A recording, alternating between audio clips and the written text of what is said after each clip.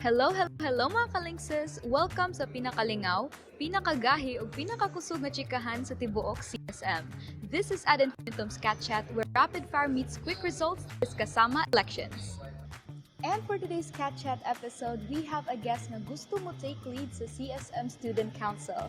Please help me welcome our very outgoing ENG committee head and candidate for CSM Governor, Ms. Fea Molina. Hello, ate. So, Fea, it's been a week since you announced nga you're running for governor. How do you feel right now? I feel great. I feel busy at the same time, considering that we're catching up with the elections and the campaigns and everything. Okay, so before we continue, would you like to introduce yourself and your platform? Yes. My name is Fea Molina. I am a fourth-year BS Marine Biology student from the College of Science and Mathematics, running for the position of governor for the upcoming KASAMA General Elections 2025. For this interview, I will be introducing three of my platforms. First is Checkmate. So say goodbye to the long play of attendance systems because we're completely going digital. Next is the Nutrition Initiative, in which we'll be placing food stations for the CSM CSM and IIT, that is if approved and noteworthy of being institutionalized. Lastly is a webinar series that tackles science and societal concerns. Basically, it covers the fundamental realities of life, and this will most probably come into par with our guidance office for a mental health and career development initiative. And this is perfect as the World Mental Health Day celebration is coming. So, Ms. Fea, you will be running under the new KASAMA CBL, right? Mm-hmm. Tell us honestly, how will this help you govern? A lot easier. The recent KASAMA administration, together with the advisory group that I was a part of, drafted the CBL with the utmost concern and sincerity for a structured system across all student councils. We had undergone a lot of readings, revisions, and approval for its ratification, and in hopes that the CBL will finally serve as the cornerstone of student governance. Now, every decision therein that sways from the bylaws would be unconstitutional. Therefore, its success is such a leap as it allows student councils to mandate within its operations, establish roles and structures. It basically tells the councils what they can and cannot do, and even guide them on their decision making. I see. So, I've noticed, Ms. Fea, you and your governor, our vice governor, are already seniors, right? Mm-hmm. So, how will you manage to juggle between your student task and as a student council governor? My academic schedule was one of the determining factors for my decision, and considering I'm running under 18 units, I acknowledge the position.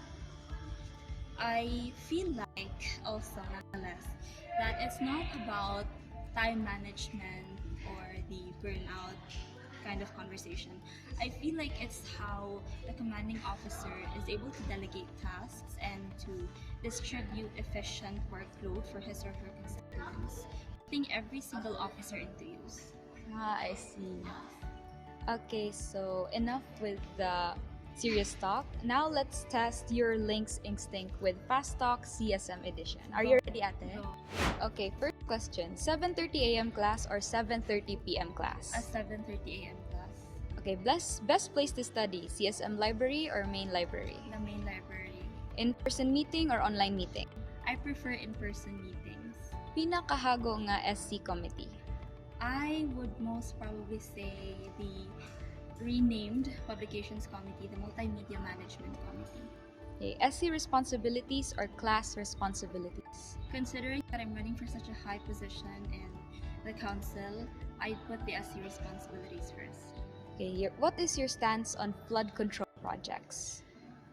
I am utterly disgusted and insulted with the atrocities of the national government. I feel like there's just so much going on, and it's becoming a show of spoilers on who's who and who's not.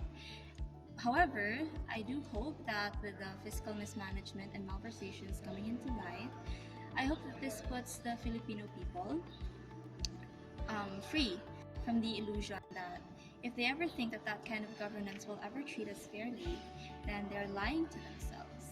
And this calls for a high civic engagement and to exercise our rights as well as our civic responsibility. Can you deliver this Palakasan 2026?